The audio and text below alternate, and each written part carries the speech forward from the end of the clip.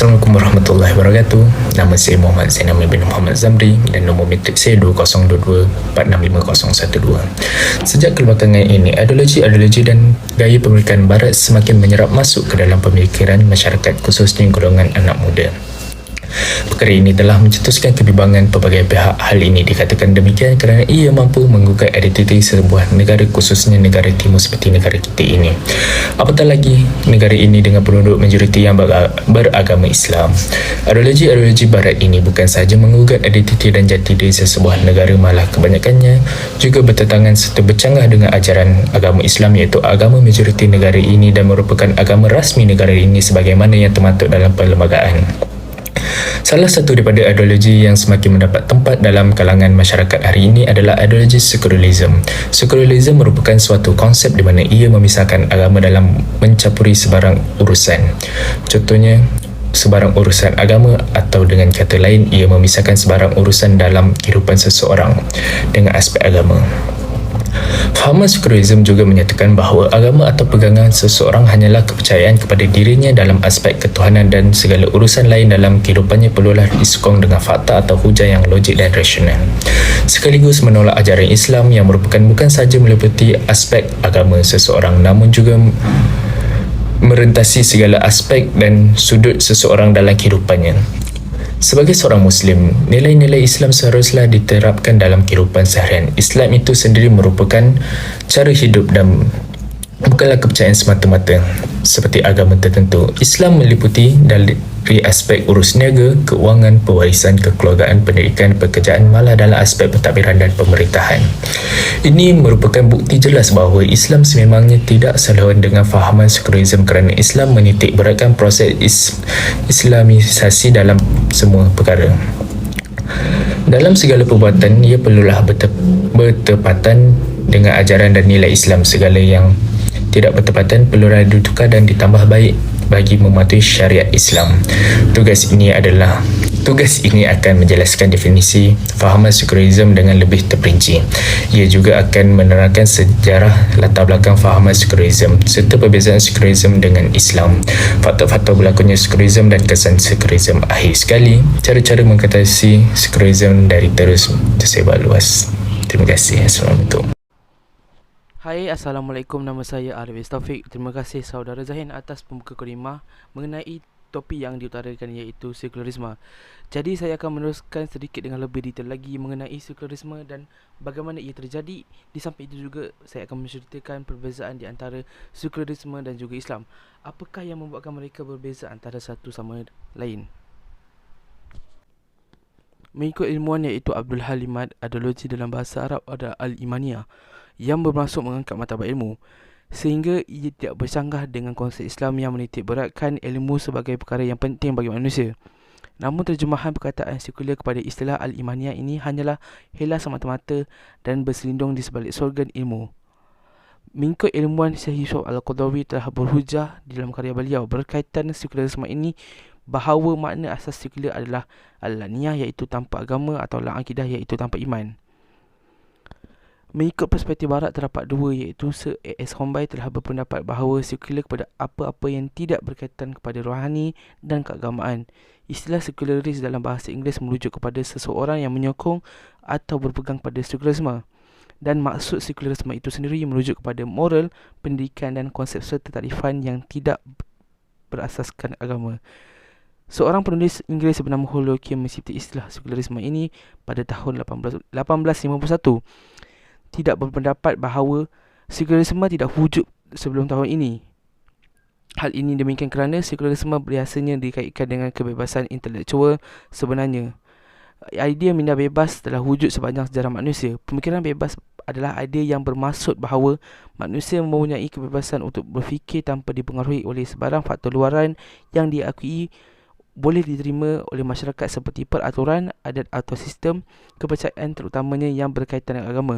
Semua pemboleh ubah ini telah ditolak untuk menolak sebarang berat sebelah atau berat sebelah yang boleh mengakibatkan pemilihan yang tidak adil dibuat. Seterusnya, apakah perbezaan di antara sekularisme dan Islam itu sendiri? Sekularisme mengajar penganutnya untuk mengabaikan perkara akhirat dan tidak mencari kewujudan hanya di dunia ini, di mana isu yang dipertimbangkan untuk mereka di akhirat ialah urusan akhirat.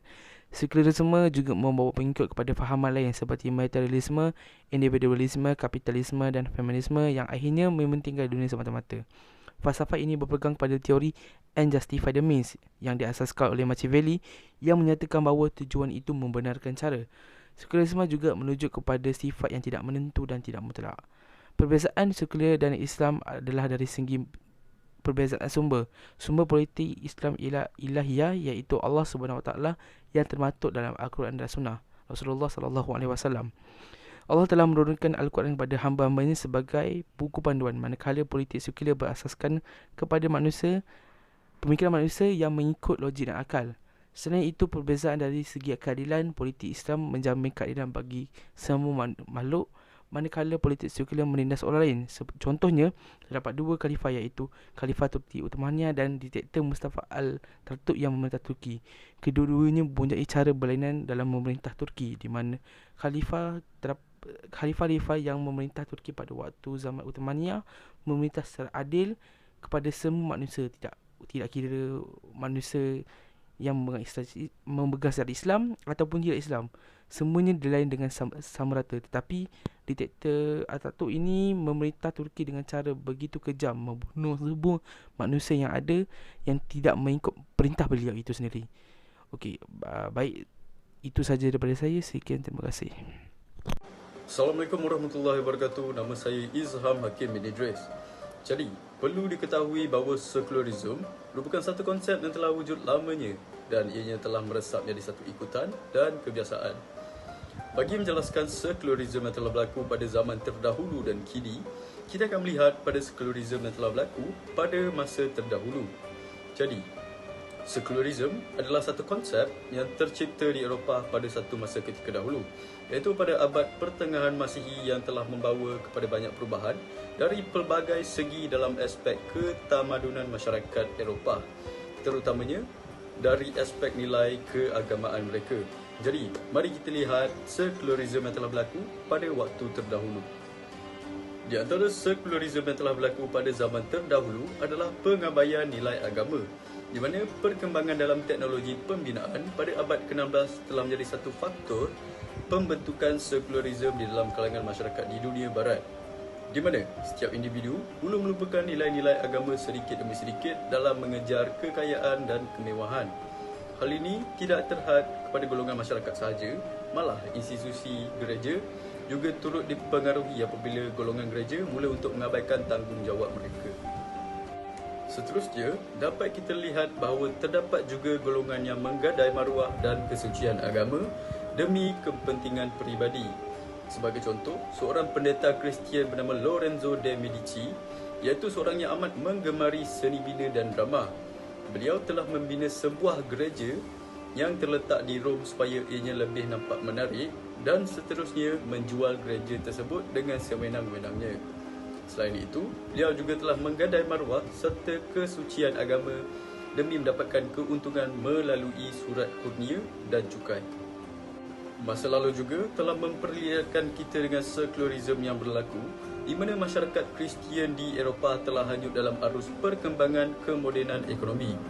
Perkara ini diakibatkan oleh sikap masyarakat Eropah yang telah dibentuk dan diwarisi sejak turun-temurun, iaitu sikap materialistik. Perkara ini telah mengakibatkan masyarakat, termasuk golongan gereja di Eropah pada ketika itu, mengasingkan nilai-nilai agama dari segala aspek kehidupan.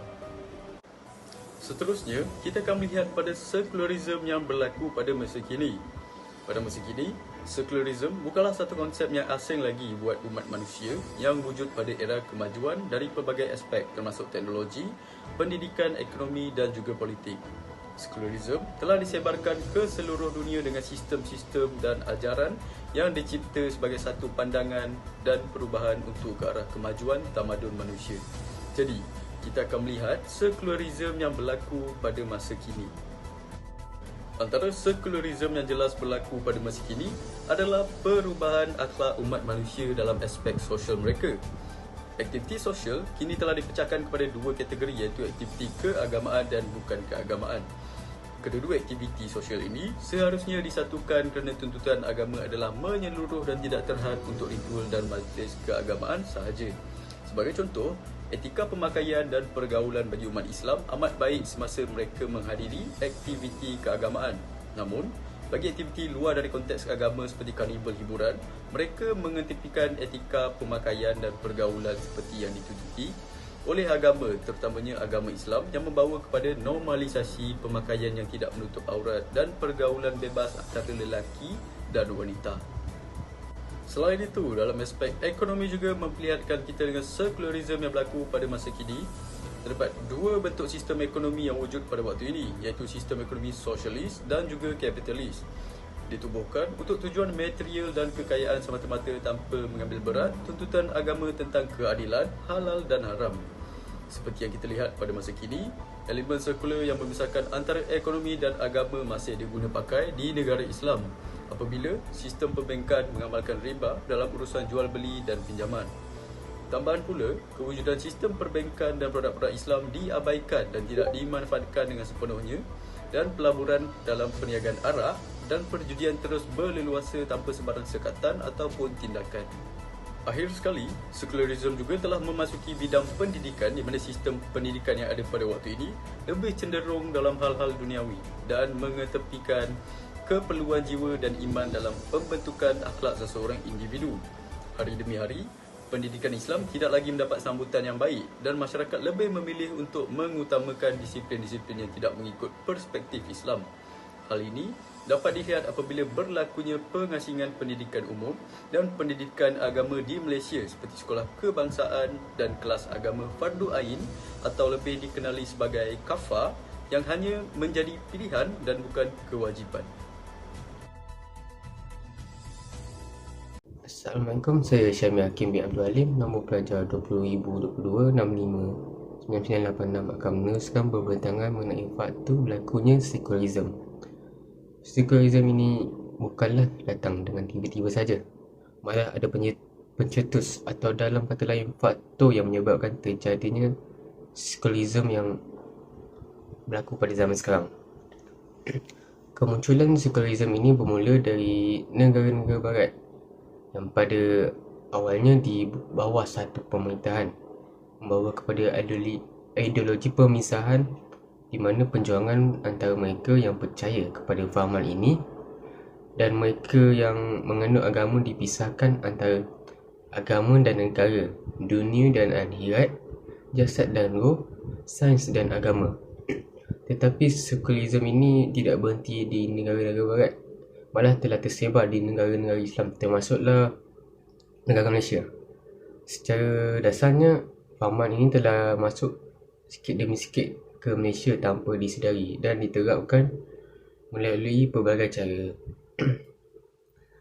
Terdapat tiga faktor utama yang menyebabkan sekularisme berlaku. Yang pertama ialah faktor pendidikan.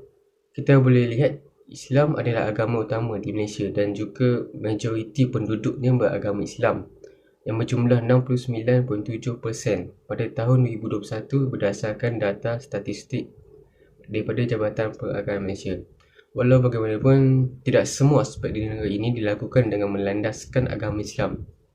Dari faktor pendidikan, contohnya sistem pendidikan di Malaysia ini boleh dikatakan telah mengikut sistem barat dengan tidak mengamalkan sistem yang sepatutnya, iaitu sistem pendidikan Islam. Ini terjadi disebabkan kedatangan British ke tanah Melayu telah mengikut dasar-dasar sistem barat yang bertentangan dengan masyarakat kita ketika itu memiliki posisi penting sebagai agama Islam. Oleh itu, jelaslah bahawa British telah membawa konsep sekularisme khususnya dalam sistem pendidikan di mana sains moden sekular dijadikan sebagai mata pelajaran dalam negara ini tanpa ada unsur-unsur keagamaan, walhal sains mata pelajaran yang paling dekat dengan mengagungkan kekuasaan Tuhan. Faktor kedua ialah politik dan undang-undang. Sekularisme ini juga mempengaruhi politik melalui impaknya terhadap cara pegangan agama. Seperti masyarakat Malaysia tahu, dalam dunia politik terdapat banyak parti yang memiliki konsep pemerintahan cara mereka sendiri. Sama ada berpegang dengan sistem pandukan agama Islam maupun sekularisme. Oleh disebabkan itu, dengan wujudnya parti politik dalam kalangan orang Melayu seperti Parti Islam Se-Malaysia, PAS, mewakili Melayu Islam supaya tidak terikat dengan fahaman sekularisme ini berbanding parti Melayu yang lain. Tetapi ini telah membawa kepada peningkatan diskriminasi dan perpecahan antara orang Melayu kerana kesemua parti lain bersaing untuk berkuasa dan pengaruh. Sekularisme, pluralisme dan liberalisme adalah tiga ideologi yang mengancam organisasi Islam. Agenda sekularisme ini boleh dilihat dan difaham jika dilihat kepada agenda membawa Islam liberal. Terdapat trend yang semakin meningkat dalam identiti politik sekular untuk mengelakkan membincangkan agama dan cara hidup.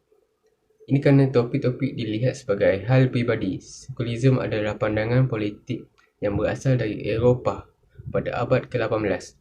Ia berpendapat bahawa negara harus terpisah daripada agama dan rakyat harus mempunyai hak untuk memilih agama mereka sendiri atau tidak terima sekali. Ini kerana sekularisme adalah cara untuk mencapai pemodenan dengan mengubah struktur politik dan hubungan antara masyarakat. Hubungan antara pemerintah dan yang diperintah. Faktor yang terakhir ialah agama dan kepercayaan. Sekularisme muncul apabila agama menjadi hak eksklusif golongan tertentu. Agama harus menjadi bahagian paling penting dalam menghadapi cabaran pemikiran seperti sekularisme, modernisme, kapitalisme. Islam semakin banyak digunakan sebagai alat untuk menyebarkan fahaman salafi yang bertentangan dengan penyucian agama dan idea model yang lain. Ini telah membawa kepada kemunculan set ideologi alternatif di negara-negara Islam. Sekularisme menentang sebarang keistimewaan agama dan inilah sebabnya ia menular di kalangan rakyat yang ditindas oleh pemerintah agama. Golongan sekolah juga melindungi kebebasan beragama dan akan menyokong semua penganut yang tertindas dalam menyebarkan fahaman sekular ini. Golongan sekular bersetuju kepada pemisahan agama dan negara seperti yang diamalkan di negara sekular lain yang mengecualikan agama atau tidak berlaku dalam isu sensitif agama. Sekularisme ini mengecualikan semua agama daripada bercakap di ruang awam. Namun, kenyataan ini telah ditolak oleh seorang menteri dari Scotland pada April 2011 dengan menyatakan orang sekular yang ialah individu yang percaya tidak ada satu agama dan kepercayaan yang mempunyai hak istimewa di kalangan masyarakat umum dan kepercayaan berbilang internet, dan ini juga termasuk kepimpinan demokratik gereja. Bilangan pengamal agama berkurangan dari tahun ke tahun manakala bilangan pemikir etis dan agnostis meningkat. Kajian mendapati dalam kalangan penganut agama terdapat minoriti yang berpegang teguh kepada ajaran mereka. Sekularisme ini memberi kesan kepada kita tanpa kita sedari. Dapat tiga implikasi sekularisme pada zaman sekarang. Yang pertama, kesan kepada individu. Apabila agama telah dipisahkan, dibuang dari kehidupan seperti akan rasa kosong. Fahaman ini akan terus menghakikat agama dari kehidupan manusia, membuatkan seseorang insan itu lupa akan tanggungjawabnya sebagai umat Islam. Kesan kedua, kesan kepada masyarakat. Merosak masyarakat dengan mengajar untuk mengejar ke arah duniawi sahaja. Masyarakat yang hilang nilai-nilai murni dan rohani. Contohnya masyarakat yang pentingkan diri sendiri, melakukan vandalisme dan sebagainya. Kesan ketiga, kesan kepada negara. Sistem pemerintahan negara yang tidak mengikut sistem Islam akan menjadikan sesebuah negara itu hancur apabila larangan-larangan Allah SWT tidak diindahkan. Contohnya, negara yang menghalalkan riba, menjual arak dan membenarkan perjudian. Kesimpulannya, Sekularisme ini akan merosak kita semua jika kita tidak berlaku tegas dengan menolak fahaman ini. Terima kasih. Assalamualaikum. Hai, nama saya Amirul Afiq bin Zakir Hamdi. Nombor ID pelajar saya 2022-815472.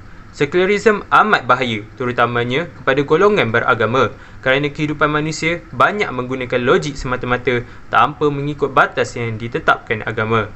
Bagi mengatasi masalah ini, terdapat beberapa penyelesaian untuk mengekang sekularisme daripada terus berlaku. Pertama, penyebaran ilmu komprehensif. Kita semua perlu menghayati makna ilmu sebenar, iaitu ilmu yang mendekatkan kita dengan Tuhan dan ilmu yang kita dapat daripada pakar-pakar dalam pelbagai bidang. Pemikiran kita perlulah ada adab supaya kita tidak keliru dengan ideologi dan pemikiran baru. Contohnya adab dalam perbincangan. Jika kita ada perbalahan yang sia-sia, kita perlu bersabar dan mengalah. Apabila kita lama berbalah perkara yang sia-sia, lahirlah perasaan benci antara satu sama lain yang membuatkan kita memfitnah, mencela dan bersangka buruk. Kedua, menggunakan undang-undang dan syariat Islam. Perundangan Islam lebih terbuka. Contohnya, terdapat konsep pengampunan dalam hukuman bunuh. Perundangan Islam ada panduan, iaitu Al-Quran dan As-Sunnah yang ada pelbagai panduan kehidupan manusia. Tentunya, akidah Islam membimbing ke arah iman yang teguh tanpa perlu menyelitkan ideologi dan pemikiran baru. Ketiga, mengadakan program pengajian Islam. Ilmuwan Islam perlu bersama-sama menyertai program-program yang dianjurkan dan menyebarkan ilmu di dalam program-program tersebut. Selain itu, penganut Islam boleh mengadakan program untuk menghayati Al-Quran. Juga, penganut Islam boleh melakukan sekatan kepada pengiklanan ideologi sekularisme. Penganut Islam perlu mencontohi kegemilangan tamadun Islam terdahulu untuk diaplikasikan dalam program sekarang. Keempat, melakukan reformasi dalam negara sekularisme. Masyarakat dan pemimpin Islam dalam negara tersebut perlu saling membantu dalam melakukan reformasi. Contohnya, pemimpin Islam negara tersebut perlu memastikan masyarakat Islam dapat bergaul dengan baik antara masyarakat lain di negara tersebut. Penganut Islam juga perlu mengikut segala undang-undang di negara tersebut selagi tidak menghalang mereka beragama. Akhir sekali, bukan setakat ini sahaja cara untuk mengatasi sekularisme yang berlaku. Terdapat berbagai lagi cara yang dapat dicari dan dilakukan oleh kita semua. Kesimpulan yang kita dapat lihat ialah sekularisme semakin meluas dalam urusan kehidupan manusia, seperti ekonomi, politik, agama serta urusan kehidupan manusia yang lain. Terdapat pencanggahan di antara sekularisme dan agama apabila kedua-dua ini disekalikan di dalam urusan kehidupan manusia. Ini disebabkan sekularisme tidak menitik beratkan tentang kerohanian yang diperlukan di dalam beragama. Semua golongan haruslah mencari punca yang menyebabkan sekularisme tersebar dalam masyarakat. Bagi mengatasi masalah ini, semua golongan haruslah memainkan peranan bagi memastikan urusan kehidupan manusia kembali harmoni dengan pelbagai agama dan perbezaan pendapat.